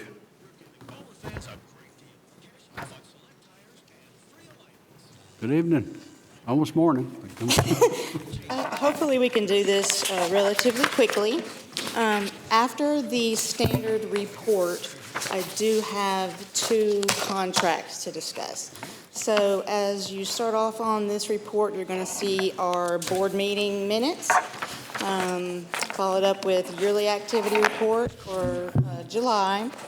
On our STD stats, I'm happy to report that we're going to start off the year with no positives. And then additionally, we have detained and released information and our facility education and programming. But if there are any specific questions about that, I will try to answer them to the best of my ability. Motion to approve. Motion to approve. Second. Second. Commissioner James. Any further discussion? All those in favor say aye. Aye. Those opposed? It is approved, and I believe you have 2 contracts, Perry County and Haywood County? That's correct. These contracts are the same ones that you saw several months ago. It has an updated daily rate of $200 per day per child. Perry County had a contract with us many years ago, and they had not renewed as of yet, and they would like to do so. And I believe Haywood County is a brand-new contract. contract. This has gone through county attorney's office, and there isn't any new information on these contracts since the last time I came forward with contracts for your consideration. Move to approve. Motion to approve. Second. And a second. Any discussion? Please call the roll.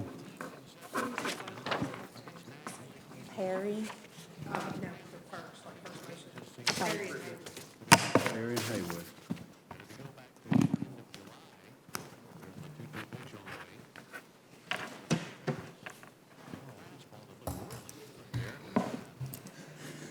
Commissioner Sereno, Yes. Commissioner Oliver, Aye. Commissioner McMurray, Yes. Commissioner James, Yes. Commissioner Hall, Yes. Commissioner Beverly, Yes. Chairman Reed. Yes, Motion passes. all is approved. Thank you. Thank you. Emergency Service and Public Safety, Director Chris Clark. Good evening, sir. Chairman, committee, hopefully in front of you, you have our July 1 to July 30th report for 2025. A couple of things to point out real quick is that, as you know, 4th of July falls within this time, and we assisted several of our community partners, such as Murfreesboro and Smyrna and others, with their incident action plan with large gatherings. So what's kind of neat is how everybody works together and provide resources to make a successful events. I'll entertain any questions that you may have. Did you work with Laverne also? We assisted them.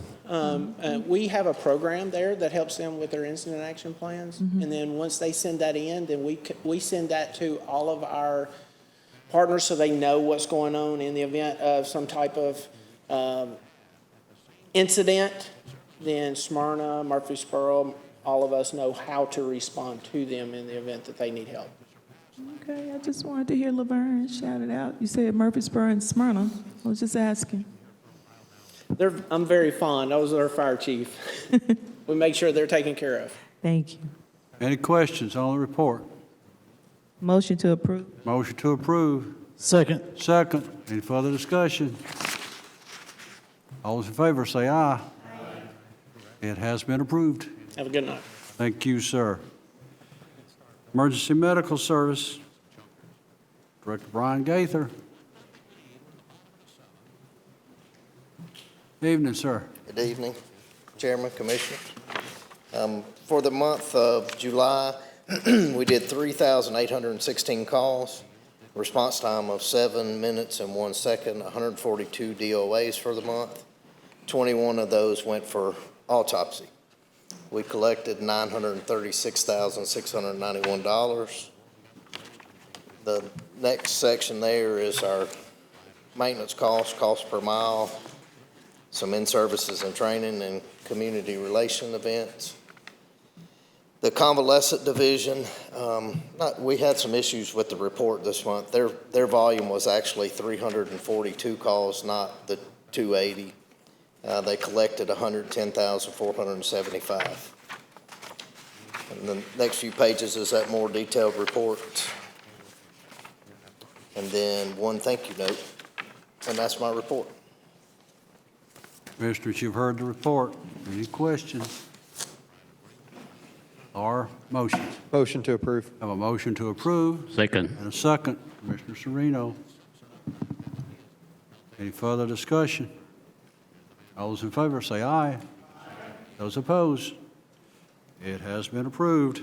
One more thing, and I know this is kind of a Thursday night full commission shout-out thing, but this past Friday, we got with county maintenance and Director Cope, and they sent a few guys over to our Lytle Street area and trimmed some bushes and put down some mulch and cleaned a lot of stuff up. So I just kind of wanted to show our appreciation. I mean, they knocked it out in 2 or 3 hours, did a fantastic job that would have taken us forever to complete. So I just kind of wanted to give them a shout out, especially that's kind of been a topic of conversation tonight. So thank you.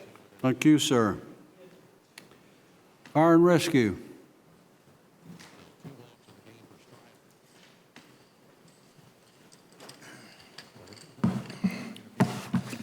Good evening. I'm Josh Sanders. I'm County Fire Marshal filling in for Chief Farley this evening. Before you'll have our July report. First page will be our counts for the month of July, notably 8 structure fires, 4 vehicle fires, about 8 outside and or brush fires, about 387 emergency medical calls for a total of 718. Our year-to-date sheet will be next.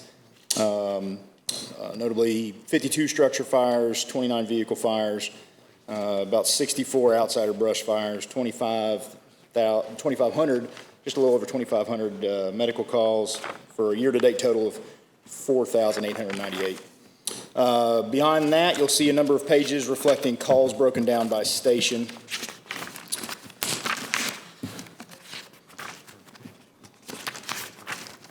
For your reading pleasure.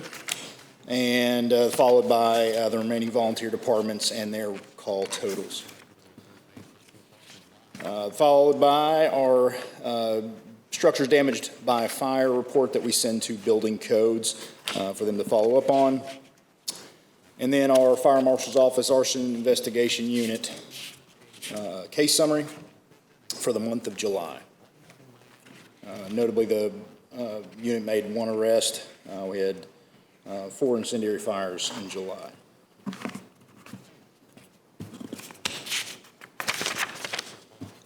We installed 19 smoke alarms throughout residences in Rutherford County.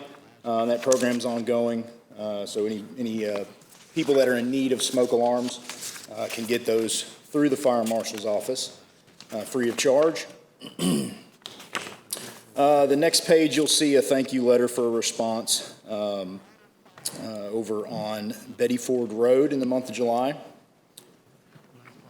So we're very pleased with anytime we get these types of letters and feedback. It's kind of one of those things that we don't normally get. So when we get them, we like to make sure to recognize our personnel for the job they did, including EMS crew that was with that engine on that day for that call. I believe it was a CPR call. And I believe that concludes the report. I do have some additional business after. Okay, that's primarily the report. Motion to approve. Motion to approve. Second. Second. Any discussion? If not, all those in favor say aye. Aye. Those opposed? It has been approved. I believe you have a reclassification. Yes, sir. Next item of business is a job reclassification request. So this reclassification would change a current as titled compliance specialist to a fire operations coordinator. The individual in this position has been overseeing basically all aspects of the administrative functions, administrative and operational day-to-day functions of the fire rescue department. In light of the growth that we've seen over the years, this position has had to take on a number of new responsibilities. So in doing so, that reclassification would a salary adjustment for that position to $68,818, which is an increase of $4,207. And I have a corresponding budget amendment for that. If you'd like me to read that now, sir, I'm happy to. So again, that budget amendment you should see also. Again, that's that $4,472 from other salaries and wages to the line item for that holds that job classification.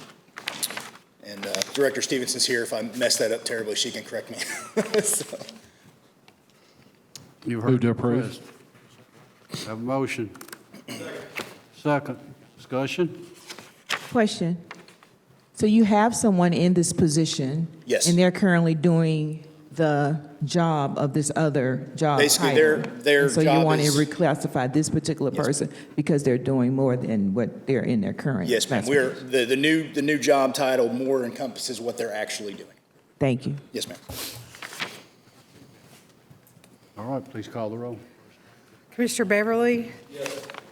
Commissioner Hall? Yes. Commissioner James? Yes. Commissioner McMurray? Yes. Commissioner Oliver? Aye. Commissioner Sereno? Yes. Chairman Reed? Yes. Motion passes. Thank you. I have a second budget request, a budget amendment request for transfer of $1,200 from other supplies and materials to our pest control line item. Our logistics facility out on East Jefferson Pike, which houses all our central supply and handles all our supply and equipment management, has been come overrun with brown recluses. And so we are making treatments to correct that. It was an unexpected expense, and so we are making that request to make that amendment. Motion to approve. Have a Second. motion to approve and a second. Further discussion? Please call the roll.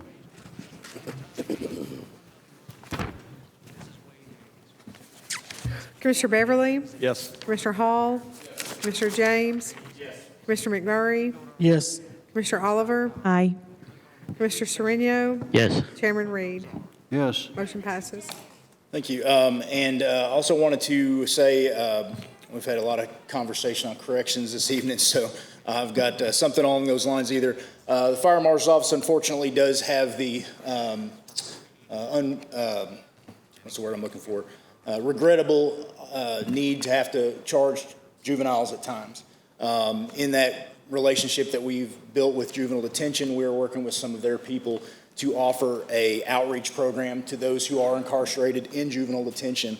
Fire Marshal's Office, along with some of our other fire rescue staff, will work with some of the population there to provide some CPR training, some fire extinguisher training, other job life skills that may help them in careers to come. So just wanted to pass out. It's in the beginning stages currently, but we are excited about that partnership, and we look forward to being able to report back on that further. And then lastly, I should have included this in our report. I apologize, I didn't make myself a sheet on it, but our permitting through the Fire Marshal's Office is up pretty reasonably, pretty significantly from this year to date last year. Overall, between permitting and cost recovery, we have brought in about $15,000 fiscal year to date. So we're very happy with the increase in that. So, but thank you all. I'm happy to any other questions if anybody has any. Thank you all. Thank you. PAWS, and I believe we have someone else with us tonight. I think Michael Gregory's on vacation. So they put the one that's really doing it all. I guess so. I feel like it happened. Thank you. All right, Shay Kilgore in place of Michael for PAWS. July reports. Looks like we did 424 total intakes. 6.3 is our euthanasia rate, with 87% of them being dogs, 93.2% being cats. There were 220 reclaimed animals from our surgery program. The officers in the month of July ran 1,308 calls, throughout the county, with a mileage of 8,749. Our bite reports, they are reported per calendar year, not fiscal year. So for the month of July, there were 35 total reports, 1 positive bites, and then 12 total exposures, 1 tested, 1 positive, and that was a skunk in Buchanan jurisdiction. And then animal outcome graph at the end. That concludes my report.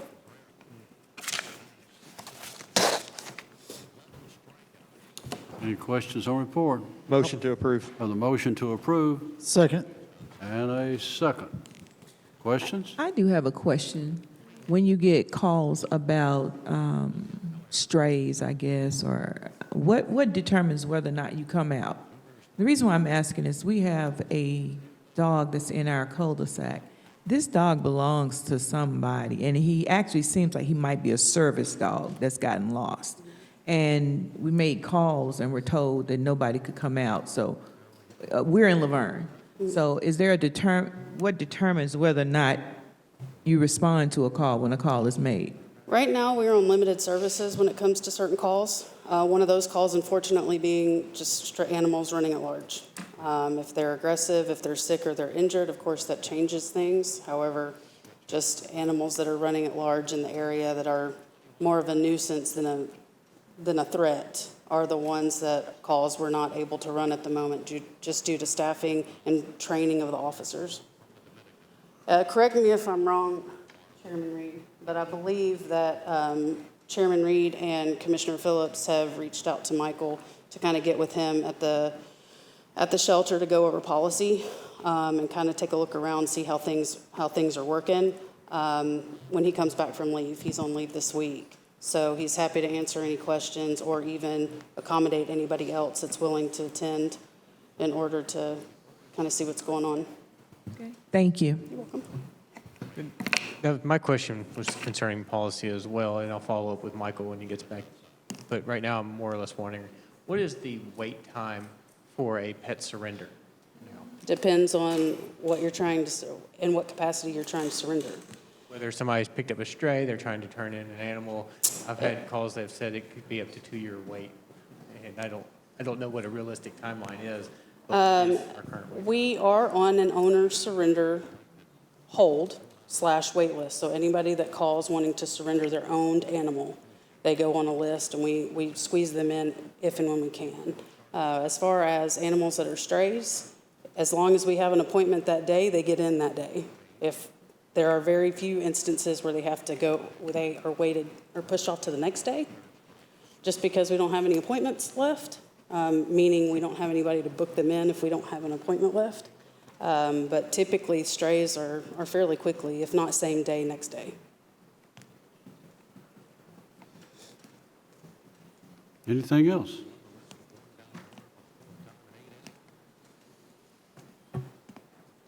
Okay, we've had the motion, and have we voted on that? I don't think so. This has been one of those nights. We had the motion this second. We're waiting on the vote. Well, we're good. All those in favor say aye. Aye. Those opposed? It has been approved. Thank you. I appreciate you giving that report tonight. I'll tell Michael you did a better job.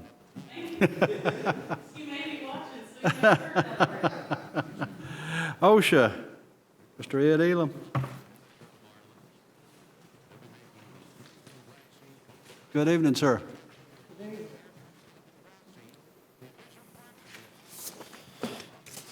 Good evening, Ed Elam, Insurance and Risk Management Director. So you have your OSHA report in front of you. First of all, I want to say hello to my Commissioner, Rick Hall, and happy to have you here and on this committee. So anyway, the OSHA report that we have ahead of us is for the month of July. There were 8 incidences. Board of Ed had 3. Rutherford County Government had 5. Highway had 0. For the Rutherford County Government, Fire and Rescue had 2. The Judicial Detention Center had 1. Sheriff's Department had 1. Solid Waste had 1. Year to date, you have 105. On the OSHA log, total recordables, you have 74. Lost day claims, you have 17. Restricted day claims, 45. Other recordables, 12. Then also in the month of July, reserves 268,625. Year-to-date reserves 666,714. Amount paid so far year-to-date is $160,231. And the number of claims closed is 84. And that concludes my report, Mr. Chairman. Commissioners, you've heard the report. Any questions, comments, or a motion? Motion approved. Motion to approve. Second. Second. Any further discussion? I do have a question. Now, we just voted for a reclassification for an employee because of an ADA concern. Does risk management ever get involved in that? For example, because of the risk that may have been associated with them staying in the job that they were hired? Or are y'all ever involved in any conversations when it comes to moving an employee because of an ADA accommodation? No, ma'am. Okay, thank you. Anything else? All those in favor, say aye. Aye. Those opposed, report has been approved. Thank you. Thank you. Item 13, EMS building. Mr. Bart Kline. Good evening, sir. Good evening. I told him earlier that he might want to go out for dinner or something before this, but. Hello, my name is Bart Kline with Kline Swinney Associates. Back here again on the EMS building. Not 100% sure why I'm here, but I'll give you an update either way it goes. We had our programming kickoff meeting today. We're looking at building roughly a 2,700 to 3,000 square foot facility. We're going to figure that out over the next 30 days, the size of that facility. We'll be back in front of you guys, I would say, roughly 45 to 60 days. You'll start to see some drawings appear of what this facility looks like, a better idea of the cost, and then it'll go out to bid, assuming it's going in the direction that everyone wants it to go. We'll go out, bid it out to the contractors, and we'll come back with the cost to build the facility, and it's going through a hard bid process. So that's the update today, and if you have any questions about the facility, I'm more than happy to answer. Any questions? I had a couple of questions, if I may. One, this initial concept that we saw, did you end up moving the items on the back wall to the sides that has the potential to extend 4 doors around, 2 front, 2 back? We're actually talking through that. So today, what was talked about is, one, they're looking at water services, and they've actually are getting a boat slip to put the water services, so they don't ever see the need to function more than 2 bays out of this facility. And so future expansion right now is to the right. And then if we actually take them to the rear, we're taking them onto the forensics private drive, which could impede on their circulation. So we haven't drawn anything and say this is what it's going to be, but those are the conversations that we're having. So more expansion east to west of the building than south. And then how are we looking from, I know at this stage, we're waiting to get the numbers back to make sure that we're within the original budget? Correct. So once we get through the programming, like today, what we added sounded like what needed to be added was a laundry facility to wash the laundry for the employees that are there, and then a vestibule space and some more storage. So an early estimate was done based off of a 1980s building that was wood framed, which, remember last time I came here I said that this building is a critical building, and so per the International Building Code it has to withstand a significant event, because of the essence of the code is you got to keep the people safe that are saving other people.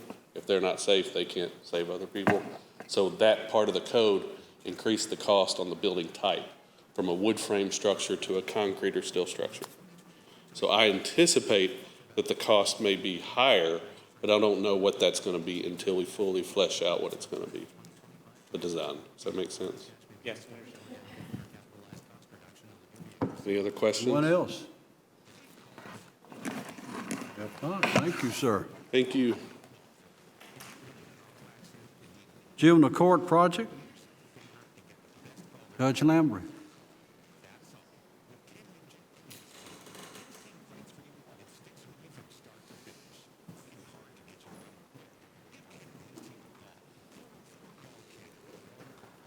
Mr. Adam Dodd.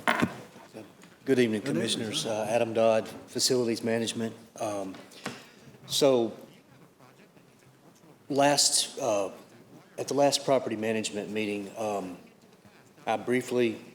we briefly discussed a potential juvenile justice center expansion of the courts and some additional space, administrative space for the Youth Services Department. So this was a need that the judge brought to the mayor's office and my attention. So I brought it up. We added it to the agenda last month at property management. We briefly discussed it, and it was sent here to this committee for further discussion. So I would be happy to answer any questions about what this potential expansion might look like, but regarding the courts, I'd be happy if you direct those questions to the judge. And Judge, if you would like to explain kind of what you're looking to accomplish here. Okay, and let me first start off saying it's more of a small expansion, but a major redesign. And you'll see that on your iPads there, well, a portion of it. Now, if you scan over, you can see that. So the footprint is only being expanded.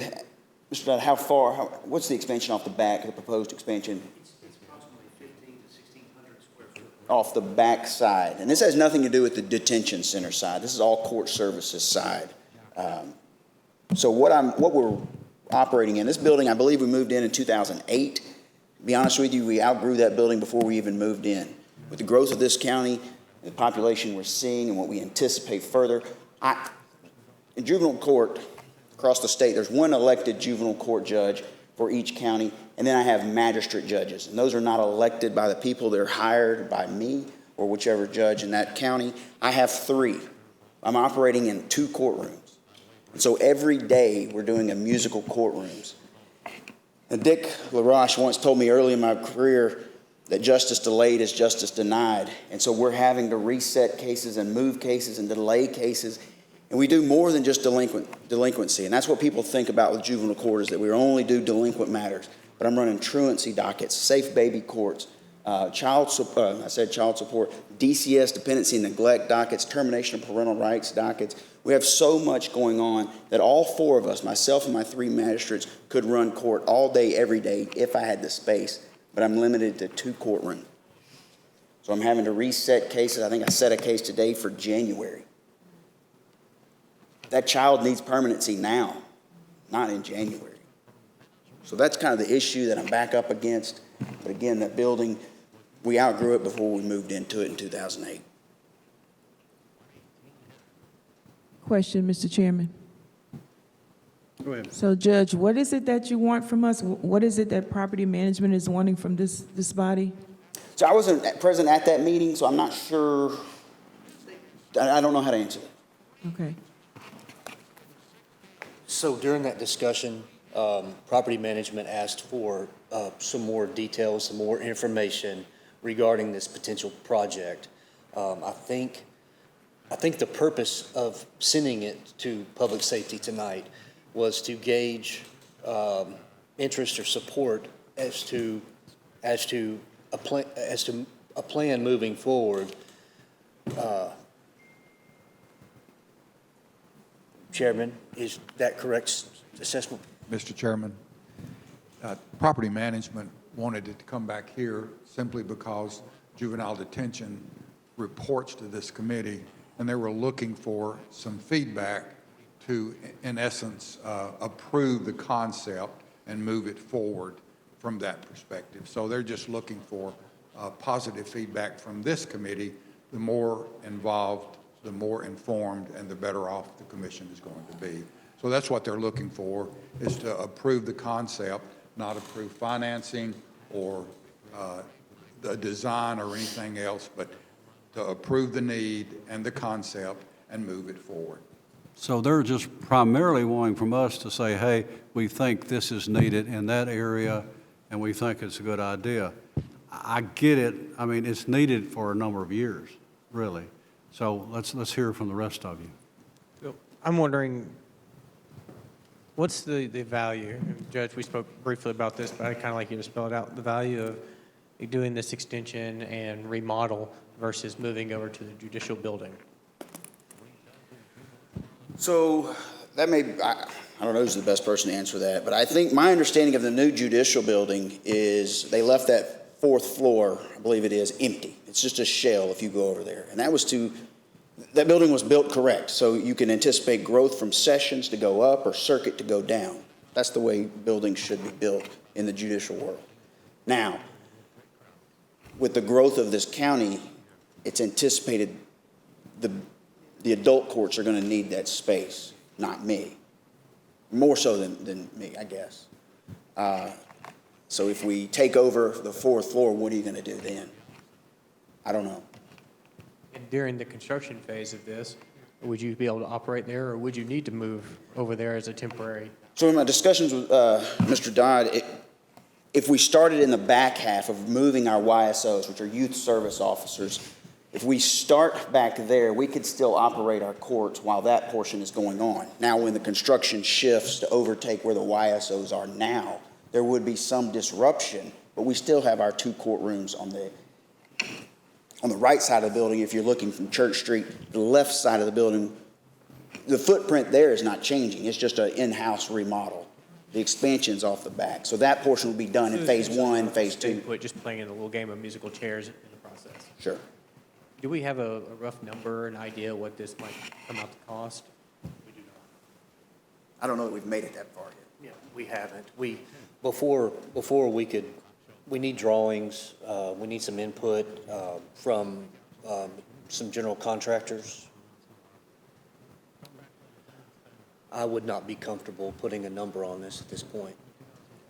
I'd like to find a number and a timeline. I'd like to see that sooner the better.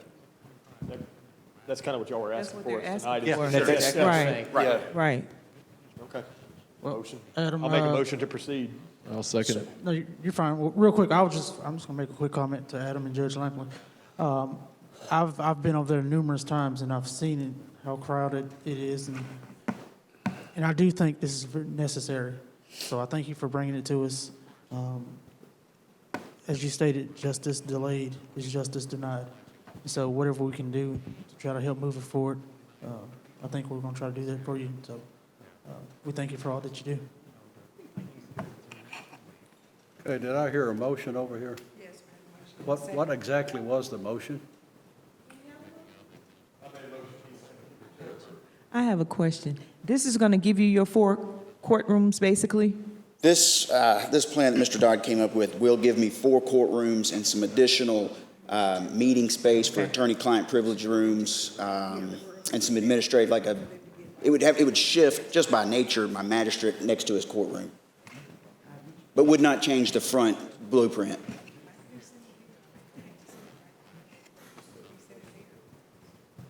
Okay, we have a motion. We have a second. Any more discussion? All those in favor say aye. Aye. Those opposed? It has been approved. All right. We're down to other business. Is there any other business relating to the agenda? I do have a comment, Mr. Chairman. I want to reiterate what I said earlier, that I appreciate you allowing the citizens to speak tonight. And I just want to commend you on that. Thank you. Anything else? If not, we are adjourned.